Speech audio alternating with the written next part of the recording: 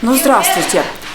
Да, привет. Расскажите немножечко об образовательной системе в Египте. В Египте интересно тем, что здесь есть очень много разнообразных способов научить детей чему-нибудь. Ну, в смысле, не чему-нибудь вообще, да, в смысле вариантов школьного образования, потому что помимо привычной нам системы, как это происходит в наших родных странах, да, все, нас закрыли. Можно начать сначала. А то я все время отворачивалась. Помимо известной нам системы, вот как у нас происходит в наших родных странах, да, есть, кроме государственных школ, очень много частных. И в них есть много разных вариантов. То есть есть national система, language school, которые учат детей сразу на двух языках параллельно, то есть и на арабском, и на английском, как правило, идет преподавание разных предметов, то есть они учат математику, например, на английском языке, а вот при этом географию они учат на арабском языке. Есть школы international, тут есть варианты, они есть и American, и British, и French, и German, и можно найти ту систему образования, которая тебе ближе по взглядам, да, и по языкам, которые тебе интересны, и, соответственно, по тому, что ты собираешься дальше делать со своим ребенком, в смысле, куда его отдавать дальше учиться, в какие университеты, может быть, отправлять в Европу учиться, может быть, наоборот, получать какое-то дальше онлайн-образование на нужном тебе языке, который кажется более перспективным. Есть системы даже религиозного образования, они отдельные, это асхар-школы, которые делают акцент именно на изучении Корана, на изучении арабского языка более глубокого. Есть русские центры школьные, где ведут предметы на русском языке, по русской программе, украинские, насколько тоже. А вот если я, допустим, не хочу, чтобы мой ребенок изучал там религию, Коран, значит, я могу отказаться, да? Если в international школе в какой-то и ребенок с другим гражданством, не с египетским, то да, можно отказаться от изучения арабского языка и религии тоже. Не обязательно Коран, это может быть и христианская религия, и мусульманская, их две. Ну вот, как ты считаешь, в современном мире надо знать арабский язык? В современном мире, конечно, стоит знать как можно больше языков, потому что все больше разных стран начинают взаимодействовать друг с другом, да, и одного английского, возможно, будет недостаточно. Естественно, в арабских странах очень многие говорят на английском языке достаточно на неплохом уровне, но это расширяет возможности. Бизнеса, общения, общения, получения каких-то новых, может быть, представлений о мире и каких-то других профессий, соответственно, тоже, потому что, знание языков всегда плюс. Плюс. Да. Даже если это китайский, арабский, неважно, французский, какой угодно. Я поняла. Вот я поняла, что я арабский изучить не смогу, поэтому я отправила Маркуса изучать. Как ты думаешь, правильно, да? Конечно. Ему легче, мне кажется, да? Я, честно, абсолютно уверена в том, что нет никаких особенных границ возрастных для изучения языков. Да.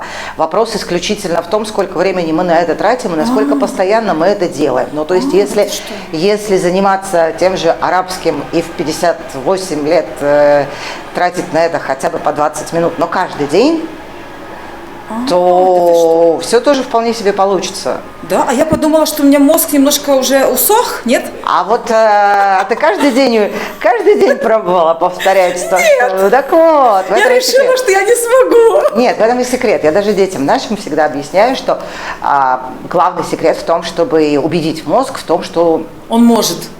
Это нужные знания. Это нужно. У нас же мозг работает не так, да, в смысле, вот я сел, подумал, да, я собираюсь вырасти, стать каким-нибудь, не знаю, крутейшим фотографом в мире среди всех арабских стран, да, и поэтому мне нужно знать арабский и английский. Английский для того, чтобы читать умные книжки, арабский, чтобы разговаривать. Это же не так происходит. Мозг у нас убеждается в том, что нам это нужно или не нужно совсем по другим причинам. То есть мы это используем каждый день, значит, нам это нужно. Если мы это не используем каждый день, значит, значит, Да. это что-то ненужное, оно забудется достаточно быстро. В этом главный секрет.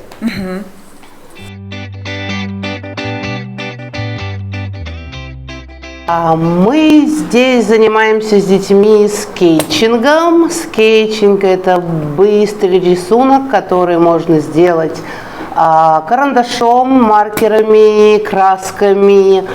Разукрасить можно потом, можно просто нарисовать, а потом, когда вдруг будет желание и возможность, разукрасить это все дело. Что еще? Откуда идеи?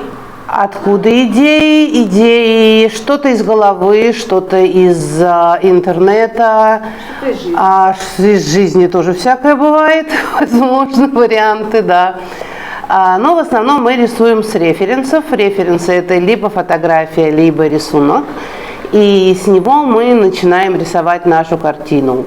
Мы сначала делаем карандашную зарисовку. После карандашной зарисовки мы это все обводим маркерами или лайнерами. И потом мы это все разукрашиваем. В основном мы работаем акварельными красками. Сейчас уже декабрь, и мы готовы рисовать что? Что-то новогоднее. Что-то новогоднее, да. Мы будем рисовать новогодние открытки, мы будем рисовать новогодние кружки. Обязательно сделаем дракона, который будет у нас из чего мы будем рисовать пастелью. Помните, вы все очень сильно хотели? Да. Ну ты попробуешь, может быть, у тебя тоже получится, да? Я уверена, что Она получится. не растекается. Мы будем все растирать пальцами. Пальцами? Да. Мы будем марать свои руки, и будет очень классно и прикольно. хочу. Да, и плюс к этому, для чего мы занимаемся скетчингом? Мы занимаемся скетчингом, в принципе, для того, чтобы развить у деток какие-то экстра возможности, экстра способности, которые у них скрыты. И они иногда сами не знают, на что они способны. Мы убираем все барьеры. Вот родители, когда приезжают сюда в Египет на постоянное место жительства, они интересуются, какой выбрать садик лучше, где преподают на русском языке или же на английском. Зависит от того, насколько легко будет ребенку. Чаще всего дети очень быстро схватывают языки и начинают общаться на языке среды, это называется, да. То есть, если вокруг тебя будут люди говорить исключительно на английском языке или преимущественно на английском языке, то ребенок очень быстро включится в эту систему и начнет тоже общаться на английском языке. Я, например, свою дочь никогда целенаправленно не учила английскому языку. Но она разговаривает, да? Но она прекрасно на нем разговаривает еще до того, как я об этом узнала. Это как? Практика? Ну, в смысле, да, то есть мы дома общались на английском языке, и, соответственно, С мужем, да? То есть у вас муж египтянин, да? Да. Как живется с египтянином, сразу спрошу. Это мы отдельное видео сделаем, нет? Тонкости общения с египетским мужчиной. Это не ко мне вопрос, я этот экзамен не сдала, считай. Не сдали, да? То есть кое-как, да? Но мы сейчас не... Отдыхайте друг от друга. Да. Ну все, шикарно, все по плану. Собственно, Да, я это да, и да. хотела услышать. Так, возвращаемся. Про детей, да, соответственно, я свою дочь целенаправленно английскому языку не учила, но я ее отдала в детский сад с английским языком, где разговаривали преимущественно на английском языке. И в один прекрасный день, да, когда я попросила «Can you give me eggs, please?», обращаясь к мужу, увидела свою дочь, которая мне протягивает яйца. Поэтому да, если жить в какой-то иностранной стране, есть смысл пользоваться теми возможностями, которые есть. Да? И да, естественно, в русском саду будет комфортнее в том смысле, что ты понимаешь воспитателя, воспитатели понимают, что ты имеешь в виду. Но есть преимущество, да, научить ребенка английскому языку именно в среде, пользуясь этой возможностью, пока находишься в Египте. Вот. Плюс к этому, кроме детских садов, на самом деле есть другие возможности, да, у у нас здесь занятия ведутся, даже те, которые не связаны с английским языком напрямую, да, они ведутся преимущественно на английском языке. Английском, да? То есть все кемпы, которые мы делаем, они проходят преимущественно на английском языке. А игры, которые мы проводим, они проходят преимущественно на английском языке. Там, математику, когда мы здесь учим или учимся рисовать, это тоже преимущественно на английском языке. И, соответственно, в совершенно бытовых ситуациях, там, в каких-то, да, и в совершенно оторванных от привычной жизни ситуациях, дети очень сильно расширяют словарный запас таким образом. То есть мы здесь читаем книжки, например, на английском языке, мы их обсуждаем, делаем какие-то выводы, думаем, как бы мы вот в этой ситуации были, что мы вообще поняли, когда прочитали, да, мы можем играть по этой книжке, да, то есть мы можем там игру проводить какую-то с звуками из книжки, да, и опознавать эти звуки. То есть целенаправленно учить английскому языку, а можем просто в математические игры играть на английском языке, и дети таким образом, опять же, то, что я говорила, они эти слова используют, значит, слова нужны, мозг в этом убеждается, и запускается процесс, собственно, запоминания гораздо лучше. Тем более через такую мотивацию, когда ребенок занимается чем-то, что ему интересно. Дети там приходят в садик 5-6 лет, ну там 4-5, как у вас, и там преподают арабский. Как они справляются? Ничего, потихонечку? Точно так же, да, это же тоже язык среды, и, соответственно, они во время уроков так или иначе. Зависит, конечно, очень во многом от учителя, да, потому что есть арабские учителя, которые там предпочитают систему такую. Она говорит слово, весь детский коллектив за ней повторяет. Она говорит следующую, они за ней повторяют. Ну, много из такого, на мой взгляд, если ты не говоришь при этом, собственно, на арабском языке и не учишься чисто читать, по принципу запоминания, как выглядит само слово, да, то много особо не выйдет. Но есть хорошие арабские учителя, да, которые используют эти слова, то есть они объясняют прямо в процессе, да, ну, то есть там, используя там какие-то картинки, какие-то видео, какие-то песни, какие-то, собственно, действия, да, то есть они могут там учить букву и делать крафт какой-то на эту тему, или непосредственно там игру проводить по комнате, например, изучая словарный запас, вот, по комнате. Такие учителя здесь тоже есть, у нас такая. У вас, да, хорошая действительно учительница, Маркус ее очень любит. А что вот в вашем садике можно? В нашем центре что можно вот сделать? У нас есть, помимо продленки, да, то есть дети приезжают после школы, а работающим родителям здесь особо выбора нет такого сервиса, да, то есть это в русских школах, в русских образовательных центрах есть продленка, в египетских обычных школах такого нет, потому что мамы большей частью, они же не работают, да, они большей частью сидят дома, но сейчас на самом деле гораздо больше работающих мам с египтянок становится. С чем это связано? С тем, что в мире все происходит так. Ну, в смысле, я не буду выдаваться в это третья волна демографическая с развитием, что женщины начали получать образование, они видят себя не только как мать и жена, но они хотят что-то уметь делать самостоятельно. Да. Что женщина становится не объектом, а субъектом и так далее, и так далее. Среди египтянок это тоже происходит, естественно, да, и очень многие из них начинают работать. Не у всех в Хургаде конкретно же есть семья, да, потому что это все равно в основном туристический город, где они живут постоянно там, с рождения. Вот есть After School Club, да, куда дети приезжают, делают домашние задания. У них есть разные занятия, вот мы читаем книжки как раз там, да, мы играем в разные игры как раз там, мы занимаемся там моделированием животного мира, например. То есть мы рассматриваем там, как устроены, что, например, кому мы последнее делали, крылья у насекомых, как они устроены. Ну, то есть у птиц понятно, у них там мышцы, да, а у насекомых же, где там мышцы, там нету мышц, как они летают, как они их поднимают. Ну, то есть мы моделируем насекомые, как они устроены, как у них крылья прикрепляются, где у них мышцы в этот момент. Ну, вот такими вещами мы занимаемся. А у нас есть совершенно замечательная Анита, которая преподает арт. Что преподает? Арт. Что это я бы не называла это рисованием, потому что это прикольнее, чем рисование, да, это не похоже на наш язык абсолютно, совсем никак. Это можно как-то посмотреть? Я думаю, да, они сейчас, когда начнут, да? Да. Там у нее просто сейчас есть группа помладше, они Да ты проще отвлекаются. Вот сейчас, когда группа постарше пойдет, их можно будет поснимать.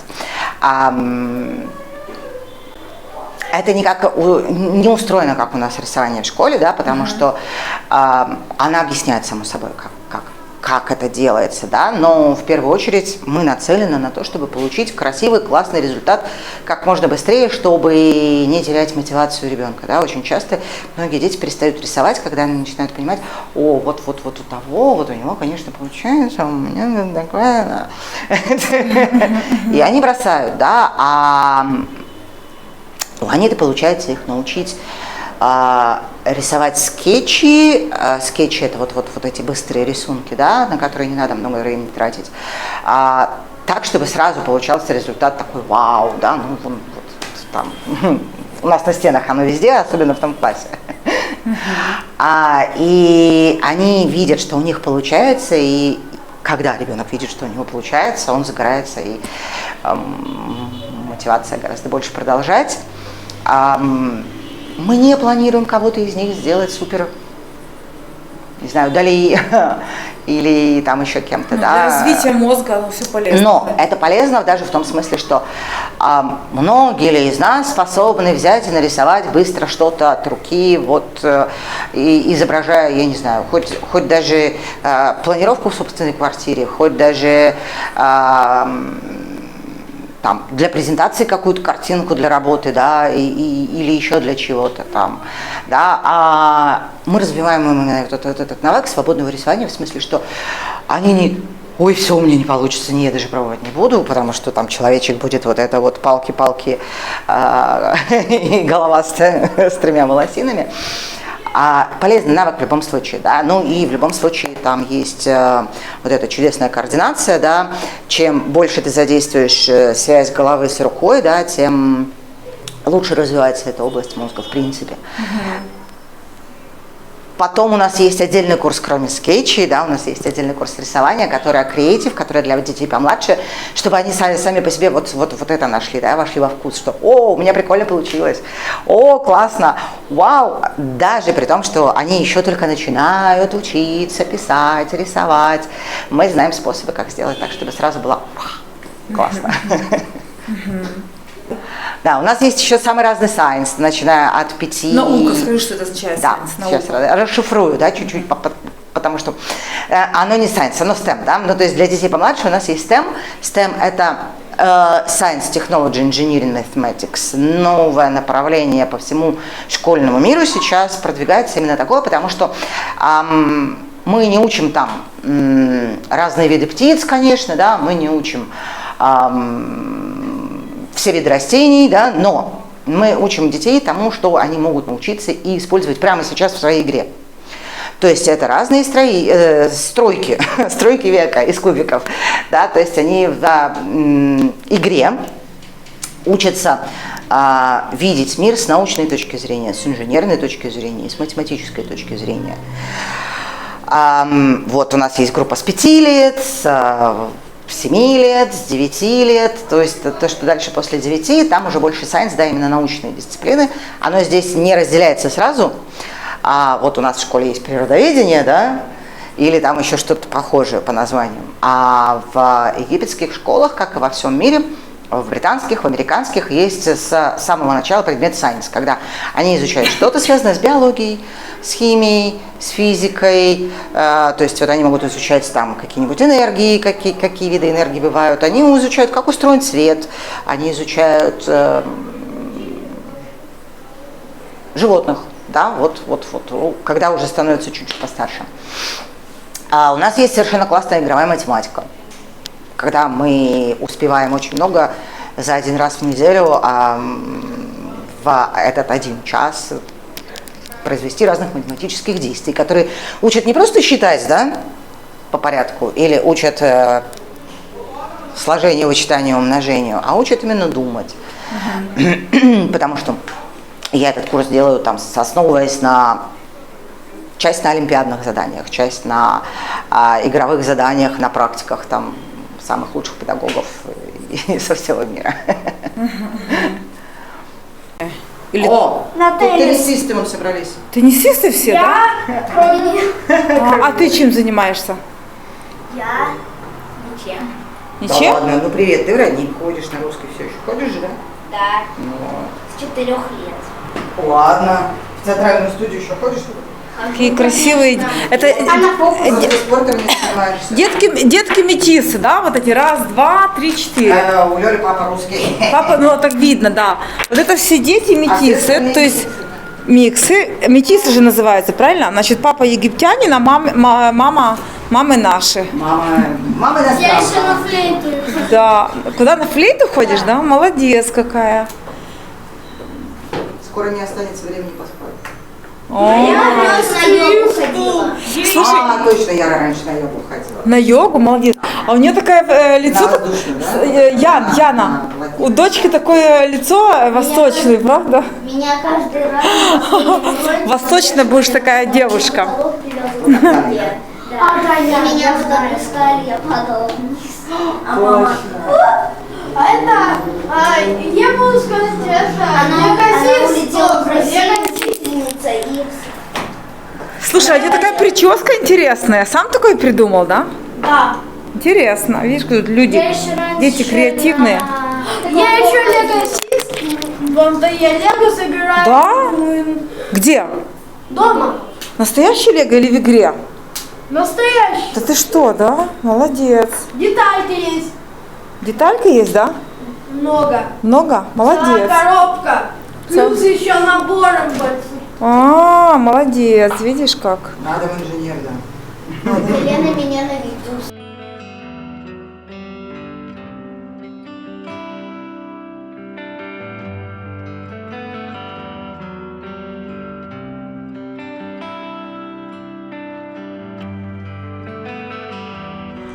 О, это уже новогодние, да? Это карандашиком? Это красками. красками, Вот да? это зарисовки, которые мы делаем перед. Что еще тут? Ой, ой, Тоже есть акварелька. ты смотри, как красиво. Ну классно же. Белый лайнер, черный лайнер, Да? ну и все. Да ты что? Какие такие, да? Ой, красиво. На стекле. Супер идея.